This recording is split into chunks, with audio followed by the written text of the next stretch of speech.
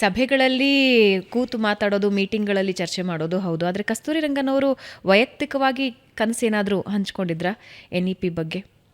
ಸಾಕಷ್ಟು ಕನಸು ಹಂಚ್ಕೊಂಡೆ. ಅವರು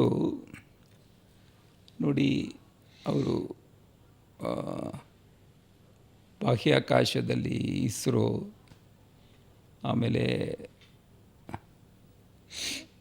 ರಾಜ್ಯಸಭೆಯಲ್ಲಿ, ಆಮೇಲೆ ಪ್ಲ್ಯಾನಿಂಗ್ ಕಮಿಷನಲ್ಲಿ, ಯೋಜನಾ ಆಯೋಗದಲ್ಲಿ ಎಲ್ಲ ಕೆಲಸ ಮಾಡಿದ್ರು ಕೊನೆಗೆ ಅವರು ಶಿಕ್ಷಣದ ನೀತಿ ರೂಪಿಸುವಾಗ ಅವ್ರಿಗಾಗ್ತಂಥ ಒಂದು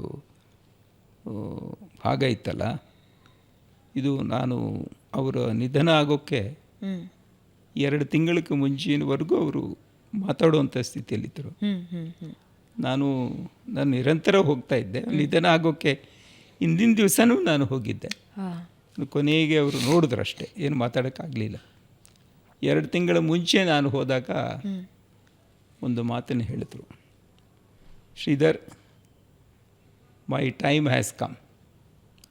ನಾನು ಹೋಗ್ತಾ ಇದ್ದೀನಪ್ಪ, ಆದರೆ ಭಾಳ ತೃಪ್ತಿಯಿಂದ ಹೋಗ್ತಾ ಇದ್ದೀನಿ, ಸಂತೋಷದಿಂದ ಹೋಗ್ತಾ ಇದ್ದೀನಿ. ಯಾಕೆಂದರೆ ಮುಂದಿನ ಈ ಕೆಲಸವನ್ನು ಮುಂದುವರಿಸುವಂಥ ನಿಮ್ಮಂಥವರು ಇರೋದರಿಂದ ನಿಮ್ಮೆಲ್ಲರ ಮೇಲೆ ಭರವಸೆಯಿಂದ ನಾನು ಹೋಗ್ತಾ ಇದ್ದೀನಿ ಅಂತ ಮಾತನ್ನು ಹೇಳಿದ್ರು. ಭಾಳ ಭಾವುಕರಾಗಿ ಆ ಮಾತನ್ನು ಹೇಳಿದ್ರು ಅವರು. ಹೀಗಾಗಿ ಅವರಿಗೆ ಕಸಿವಿಸಿ ಆಗ್ತಿತ್ತು, ರಾತ್ರಿ ಹೊತ್ತು ನಿದ್ದೆ ಬರ್ತಾ ಇರಲಿಲ್ಲ. ಅದನ್ನೇ ಯೋಚನೆ ಮಾಡೋರು, ಏನೇನು ಹಾಕಬೇಕು, ಏನು ಹೇಗೆ ಅಂಥೇಳಿ ಕೈಯಲ್ಲಿ ಬರೆದಿತ್ತು. ಅದೆಲ್ಲವೂ ನಾವು ಸಂಗ್ರಹ ಮಾಡಿಟ್ಟಿದ್ವಿ. ಅವ್ರು ಏನೇನು ಬರೆದಿದ್ರು, ಯಾವ ಟಿಪ್ಪಣಿ ಏನೇನು ಬರೆದಿದ್ರು, ಇದೆಲ್ಲ ನೋಡೋಣ, ಸಾಧ್ಯವಾದರೆ ಅದನ್ನೆಲ್ಲ ಒಂದು ಸಂಗ್ರಹ ಮಾಡ್ಬೋದು ಅಂತ ಕಾಣಿಸುತ್ತೆ. ಹೀಗಾಗಿ ಅವರು ಭಾಳ ತೀವ್ರವಾಗಿ ಯೋಚನೆ ಮಾಡ್ತಾಯಿದ್ರು. ಅವರ ದೃಷ್ಟಿಕೋನ ಇದೆಯಲ್ಲ, ಆ ನಾಯಕತ್ವ ಇದೆಯಲ್ಲ, ಅವರು ಹೆಚ್ಚು ಹೇಳ್ತಾ ಇರಲಿಲ್ಲ ಇದನ್ನು ಮಾಡಿ ಅದನ್ನು ಮಾಡಿ ಅಂತ. ಎಲ್ಲರೂ ಹೇಳೋರನ್ನ ವಿಶ್ವಾಸಕ್ಕೆ ತಗೊಂಡು ಅದಕ್ಕೊಂದು ದಿಕ್ಕನ್ನು ಕೊಡೋರು. ತುಂಬ ಸಲ ಏನಾಗುತ್ತೆ, ಈ ಥರ ದೊಡ್ಡ ಹಿರಿಯರು, ತುಂಬ ತಜ್ಞರು ಬಂದಾಗ ಎಲ್ಲವನ್ನೂ ಅವರೇ ಹೇಳ್ಬಿಡ್ತಾರೆ, ಇದು ಹಿಂಗಿರ್ಬೇಕು ಹಿಂಗಿರ್ಬೇಕು ಹಿಂಗಿರ್ಬೇಕು ಅಂತ. ಇವರು ಯಾವತ್ತೂ ಹೇಳ್ತಾ ಇರಲಿಲ್ಲ,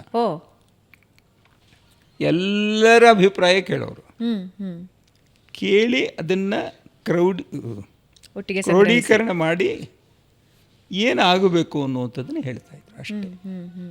ಹೀಗಾಗಿ ಅವರ ಬದಲಾವಣೆ ಆಗಬೇಕು ಅಂತ ಹೇಳಿದ್ರೆ ಸಾಕಾಗಲ್ಲ, ಆ ಬದಲಾವಣೆ ಹೇಗೆ ಆಗಬೇಕು ಅನ್ನುವಂಥ ಪ್ರಕ್ರಿಯೆ ಇದೆಯಲ್ಲ, ಆ ಪ್ರಕ್ರಿಯೆ ಸಮರ್ಥವಂತವಾಗಿ ನಡೆಸದೇ ಇದ್ದರೆ ಬದಲಾವಣೆ ಆಗೋಲ್ಲ. ಹೌದು.